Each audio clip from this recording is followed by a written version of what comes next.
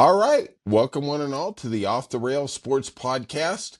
If you could, hit that like and subscribe button. Hit the subscribe button. Give me an early Christmas gift. Brian, too. Brian, we need that self-validation to improve our self-esteem. How you doing today, buddy, Brian? Yeah, I'm up and I got a nice good hot cup of coffee. Let's Oh, go. Let's go. nothing. I don't like coffee, but boy, I love the smell of coffee. I think in my entire life I've maybe had 10 cups of coffee. You probably have more in a week than I have in my entire life. But man, I love Definitely. the smell of it. I love the smell of it. All right, so we're gonna delve into the world of baseball. Let's let's start with the New York Yankees. Have hit 14 home runs in their little last two games over at that bandbox known as Tampa Bay Stadium, George Steinbrenner Stadium. You know, do we have a problem with these teams, these major league teams, Oakland, Sacramento, California, whatever the hell we're calling it, and Tampa Bay playing in substandard major league stadiums? I don't. The- You just like We to have see the to, long ball? if we have a problem, I don't. I mean, the field dimensions are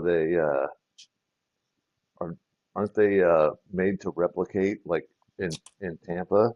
They've made it to replicate the dimensions of Yankee Stadium. I know Yeah. JetBlue, where the Red Sox have their spring training, they made it to replicate Fenway Park.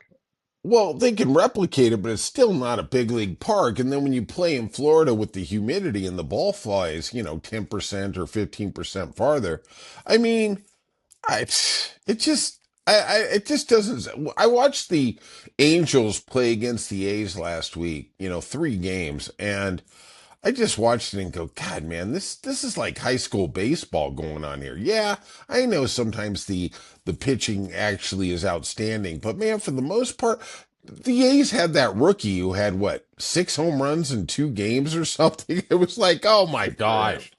Good Yeah, for him. good for him. Hope he gets a big contract out of that. All right. Nobody Let's cared when guys were hitting a million home runs because they were juicing pregame.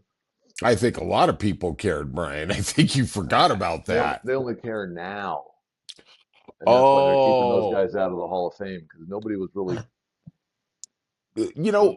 when Luis Gonzalez of Arizona hit 52 bombs one year, and I remember growing up, Cecil Fielder was the first guy since George Foster to hit 50 home runs, and he finally did it on the last day. This is the guy who literally hit a ball out of Tiger Stadium. I mean, that guy was just a prolific home run hitter. And then Luis Gonzalez, man, he was like, okay, the guy who hit the single that won the World Series from him. This guy is bombing 52. All Don't right, forget let Brady Anderson. yeah, right. Excellent. Excellent. All right, it's time to go on Red Sox alert. Uh-oh. Yep, I know we're going to check your vitals. We're going to see what you're doing on the suicide watch list. The Red Sox, who did have a commanding advantage over the Yankees, are now back in third place. 5.5 games pass behind the Toronto Blue Jays, but maybe more importantly, a game and a half behind the Yankees. What do you think of the Red Sox season so far, Brian? Oh, go Blue Jays. Wow. Wow. Oh, you are in a bad place, my friend. Continue. And it's I can't emphasize it enough. It's just they so it, I, they are what they are. They're an inconsistent team who Okay. wins slightly more than they lose. That's all they are. And they'll have a hot streak, 10 in a row, 8 out of 10, whatever. But they're going to follow it up by losing 2 out of 3 to Miami. They'll get swept by Baltimore. It's Yeah. there's no consistency there. And that's why they end up in this bubble going up and down with that third place with the Yankees. And, it's only because the Yankees went on an incredible bad streak that they even caught them in first place, let's Right. be honest. Uh, But every game counts. So those games counted. Red Sox got to take advantage of it for a little while, but they're just Yeah. inconsistent, slightly above 500, mediocre major league team. Well, Hate to I say it. think they have the one element that does make them dangerous come playoff time is they got them in Detroit have the stud number one starter. Yeah, I they mean, just lost to Miami, right? yeah, I mean, what happens? When the Tigers lost 12 out of 13, Scooble lost twice. I mean, it just does happen. Guys, Okay. I'm not, and he only gave up one earned run against Miami. Your favorite manager of all time, Alex Cora, maybe didn't pull the right triggers in the ninth inning. I mean, I know how much you love the guy, but, let's, That never happens. yeah, I know. As a true Red Sox fan. All right. I am going to give a shocking update that Brian's self proclaimed greatest player ever, Shohei Ohtani, went to Colorado last night and got rocked. He had the first time as a pitcher he visited there, 5 earned runs in 4 innings. Of course, he's only 0-1 because he hasn't got 5 innings. I think he's only done that twice so far this year, or maybe only once, so that he could qualify for a win. What did you think of Shohei going to Coors Field? That's great. I mean, For all of you, his last start, he didn't do very well either, I believe. no, he didn't. He's So he's that's had a two little rocky two period bad here. outings for him in a row. Uh, I've always My take on him has always been as a pitcher, he's a slightly above average. I don't think he's a great pitcher. He's a good pitcher who has some great outings once in a while. Just because he hits a bunch of home runs, that doesn't elevate his pitching ability. And I I think his think pitching ability gets overestimated. Sure, he can hit 100 on the gun, right. you know, but just because you hit 100 on the gun doesn't mean you're great. I mean, there's plenty of bullpen guys that get rocked every time they go out there throwing 100. Yeah, they're all in the Red Sox. Exactly. I will say He's a that there good is a little pitcher. hype. Yeah, he's a good pitcher. He's had some really good games, here and there. Uh, he strikes out a lot of guys, but everybody does that nowadays. So is that going to be your metric for measuring a great pitcher? I mean, strikeouts I, are commonplace now. there is a lot of hype that goes around him, and I do think he is truly the best player I've ever seen in my life. But we're gonna move off that, and I'm not gonna keep digging down on that. But there is if you look at the raw numbers as a pitcher, they are average. I mean, if you really look at the real numbers, his ERA is in the mid threes. He only usually pitches like this year, he's only going to probably have 15, 16 starts. If you make the argument that Kershaw has actually had a better season than Shohei Ohtani. Yeah, definitely. All right. I'm going to talk about something that is kind of controversial here. Uh, Kyle Tucker was traded from the Houston Astros to the Chicago Cubs. And for the first 3 months of the year, this guy looked like he was trying to was putting stats on the field that looked like he was going to exceed Juan Soto's contract coming up. The month of August has been literally an S show. He's hitting a buck 96, buck 86, excuse me, 4 extra base hits. And then it came out yesterday that he had a fracture in his finger in July and he's been playing through it. You know, Everybody out there wants their guys to man up, get out on the field until they don't produce. Was Kyle Tucker doing the team and himself a disservice by going out there with a fractured finger? Well, now that we have the evidence in, Right, the 176 batting average or whatever it is you said, right, the answer is no. I think when it comes to guys playing hurt, and let's face it, there's some guys that won't play with a hangnail. right. And then there's other guys, the greatest example, of course, is Cal Ripken, who will play through anything Right. and never go out. If you're playing hurt, are you still going to be able to play at a level comparable or better than your replacement? That's what Well, matters. And if 180. they had, if he needed to go on the IL for 6 weeks to let this finger heal up properly or whatever it Right. is the guy they were going to put in going to do better than what he's done during this time? And that's Okay. that's the that's the gamble you're taking.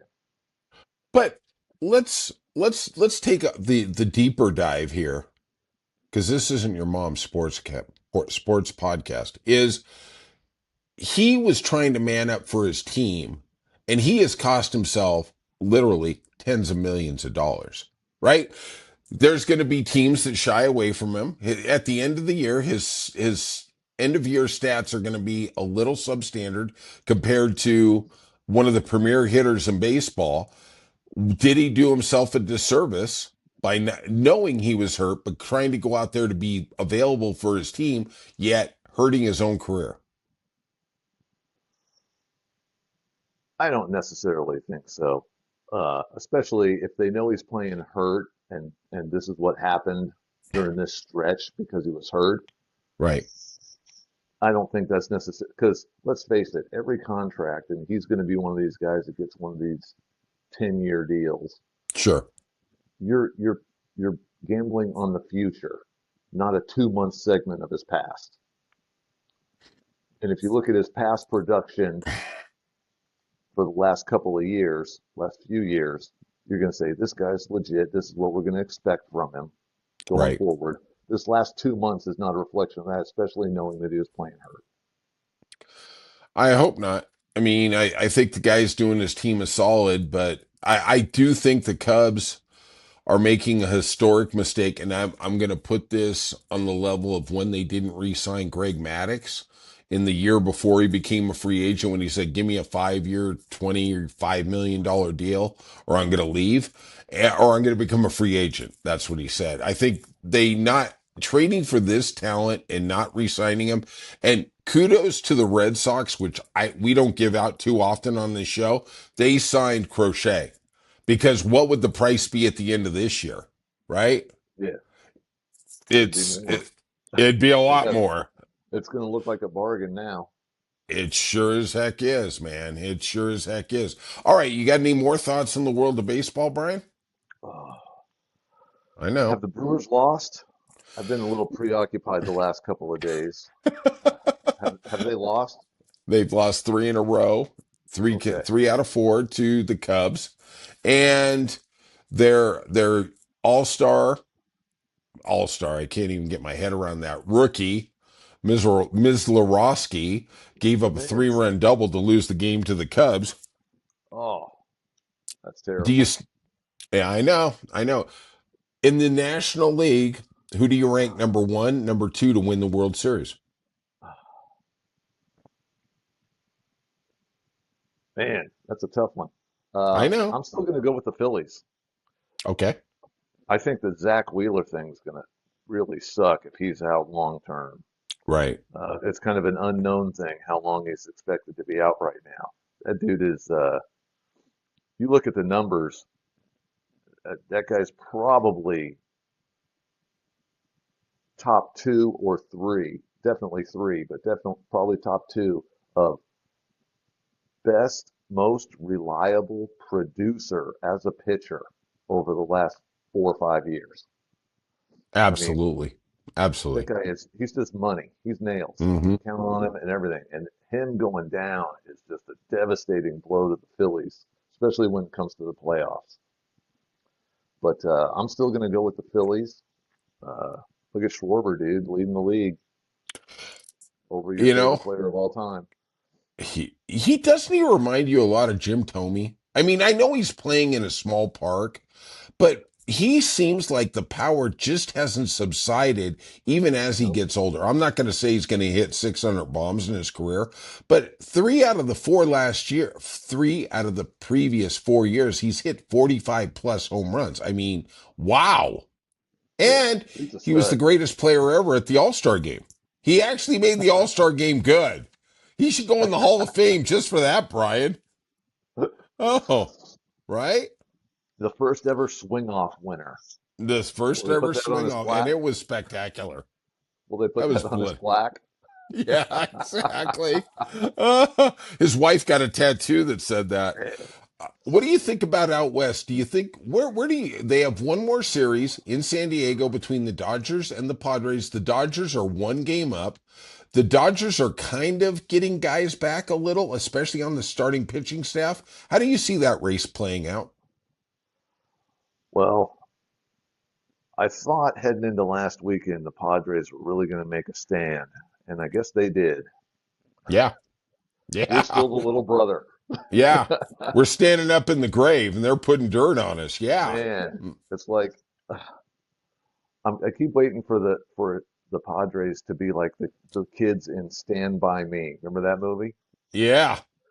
And they're the ones that find the dead body. They get there, and then the big Hmm. brothers come to take it away, and they just pull out a gun and say, "No, dude, you ain't Yeah. taking nothing, man. Yeah. We own Sorry. this thing.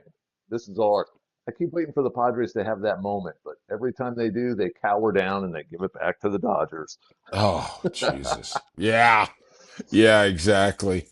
All right. And Any final? you go back. What's that? Yeah, I'm still going here. You go back to last year's playoff series. They were up 3-1, and Right. they couldn't finish it off. Right. And then they make this great run this year to get back. They were what, like 9, 10 games down. Yeah. They get all the way back there. They get this 1 game lead. And it's like they caught them, and then all of a sudden it's like go back down too Uh, deep.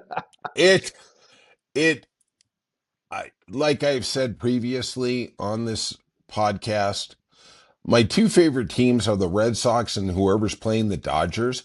That doesn't really go over well living in Southern California, but I still believe it. And I keep rooting. It's like the little train that could. I keep hoping somehow the Padres are going to get over that hump. They've got great management. They've got a great GM. They go lights out. Even this year, they traded 7 of their top 10 prospects in their farm system for guys who 2 of them are going to be free agents at the end of the year. We're going for it this year. We're not Yeah, waiting. We're not, and it's so refreshing in the world of baseball where if you have a prized prospect, you hold on to them, like mother's pearls. You just don't let them go. And at some point, the Red Sox are a good example. You have to let go of the prospects so you can get major league talent. Because mark my words, when you trade for talent, usually 9 times, 8 times out of 10, you're going to come away the winner in that trade. yes, absolutely. And the prospects are just that. They're tools. They're tools to use, you know. And Yeah, the, I mean, when you bring a prospect up to your team, he should perform at a level that's going to benefit your team. So the great example this year is, the Miz, right? sure. Uh, Roman Anthony's been a great one, Hmm. right? But holding on to these prospects and then they don't pan out. Well, Right. you had your chances to get rid of that guy 2 years ago for somebody that Sure. could have helped your major league team. Right. So, yeah, hanging on to the prospects it's a risky business to get into. It is. And it's called And, the and Pittsburgh Pirates. well, they're bringing up another pitcher They who is are. like the number 1 rated They are. minor league pitcher right now. So let's see if this guy's somewhat legit and they have a number 2 to go with Skeens, maybe they're on their way. Maybe. Maybe they're going to find. They're calling up their top prospect, Chandler. I don't know who that is. Yeah. Maybe it's Chandler from Friends. I don't know. Oh wait, he died. How's that ketamine doing for you, Matthew Perry? Sorry. Okay. Oh man. Sorry. We loved So yeah, you. We loved you. going back. I'll say this weekend series with the Dodgers and the Padres, I think is going to be a great barometer because even though there's 1 month left in the season, this is the last time these two teams play. So whoever takes this series is going to have the the lead going into this final month of the season, and we'll see how it plays out from there. What is a bigger series for the the home team this weekend? New York hosting Boston or the Padres hosting the Dodgers? I'm going to say Padres hosting the Dodgers. Okay. This is going to mean everything to the Padres. And New York and Boston, let's face it, neither one of them is going Yeah. to win the division, so who cares? Okay. They're There just we battling go. for wild card positioning and then hoping they can hang on to Yeah, they it. sure as hell are. They're hoping for But the something. Padres Dodgers is, I mean, at least to the Padres, I think is going to be in everything. Because if they can pull off a sweep, they'll have tremendous amount of momentum going in to finish off the season. Uh, doesn't guarantee anything, of course, because that would only give them a two-game lead. But Right. that they need that uh, small advantage here going into that final push of the season. So we'll see. They sure do. The final push of the season really starts pretty quick here. I always think it's like Labor Day, right? We got 25 games left. Yeah. This is and a point case in point is seeing how Detroit did last year. Remember they traded Flaherty at the trade deadline. Everybody thought they were going to give up, and they got hot. You know, three wild card teams have won the World Series in the last 12 years. It's not a huge number, but it's a number to give you faith that even if you don't win the division, you can get hot and still get there. Yes. That's it. Yep. All right. That's it for Off the Rails. Any final comments? No. Okay. He's got his coffee. He's ready to take on the world, Mr. CrossFit King. If you can, though, hit that like and subscribe button. It means a lot to us. And we'll see you soon on Off the Rails Sports Podcast.